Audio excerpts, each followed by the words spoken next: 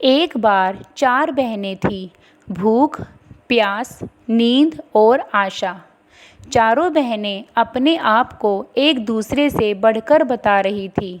भूख कहती थी कि मैं बड़ी हूँ, प्यास कहती थी कि मैं बड़ी हूँ, नींद कहती थी कि मैं बड़ी हूँ और आशा कहती थी कि तुम सबसे मैं बड़ी हूँ। लेकिन इस बात का कोई फैसला नहीं हो पाया कि चारों में से कौन सी बहन श्रेष्ठ थी। जब चारों बहन आपस में इस बात को लेकर बहस कर रही थी, तभी उनके घर के पास से एक बहुत ही बुद्धिमान पंडित जी गुजरे। उन्होंने चारों बहनों को आपस में ज़ोर ज़ोर से झगड़ते सुना। तब वे घर के अंदर गए और पूछा कि क्या बात है, तुम आपस में क्यों झगड़ रही हो। तब चारों बहनों ने अपनी बात पंडित जी को बताई। तब पंडित जी बोले कि मैं तुम्हारी इस समस्या का समाधान कर दूंगा। तब सबसे पहले भूख बोली कि पंडित जी, मैं इन सब में सबसे श्रेष्ठ हूँ। तो पंडित जी बोले, बताओ तुम कैसे बड़ी हो। भूख बोली कि इस संसार में भूख के ही कारण लोग अपने घरों में खाना बनाते हैं, नए नए तरह के पकवान और व्यंजन बनाते हैं, और जब मुझे भूख लगती है तब वे सब मुझे भोजन कराकर अपनी भूख को मिटाते हैं, इसलिए मैं बड़ी हूँ।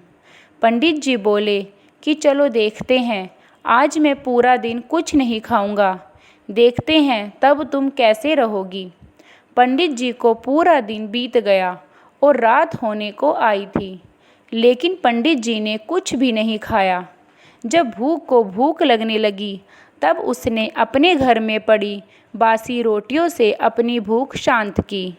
भूख को ऐसा करते देख प्यास पंडित जी के पास आई और पंडित जी से बोली कि पंडित जी देखो, मैं बड़ी हूँ, भूख अपनी भूख मिटाने के लिए घर में पड़ी बासी रोटी खा रही है।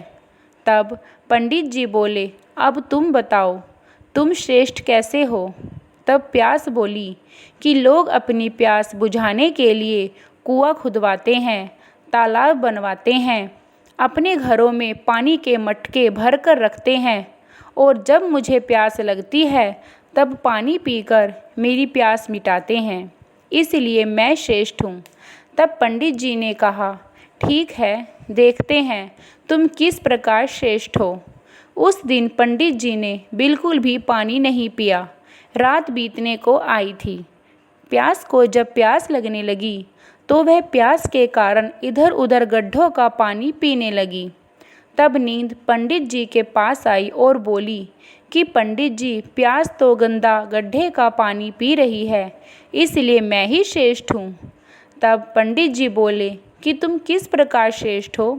नींद बोली कि मैं श्रेष्ठ इसलिए हूँ कि जब मनुष्य को नींद आती है तो वह अपने लिए बिस्तर लगाता है, पलंग बिछाता है, उस पर सोता है और आराम करता है। मनुष्य नींद के बिना नहीं रह सकता, इसलिए मैं श्रेष्ठ हूँ। तो पंडित जी ने कहा, ठीक है, ये भी देखते हैं कि तुम किस प्रकार श्रेष्ठ हो। पंडित जी ने पूरे दिन विश्राम नहीं किया। रात बीतने को आई थी। पंडित जी बिल्कुल भी लेटे नहीं, बल्कि एक तरफ बैठे हुए राम के नाम का जाप कर रहे थे। लेकिन जब नींद को नींद आई तो वह इधर उधर ऊबड़ खाबड़ जगह पर बिना बिस्तर के ही पड़कर सो गई। तब नींद को ऐसा देखकर आशा पंडित जी के पास आई और बोली कि पंडित जी, मैं ही सर्वश्रेष्ठ हूँ। पंडित जी बोले कि तुम किस प्रकार श्रेष्ठ हो। तब आशा बोली कि मैं ही वह आशा हूँ।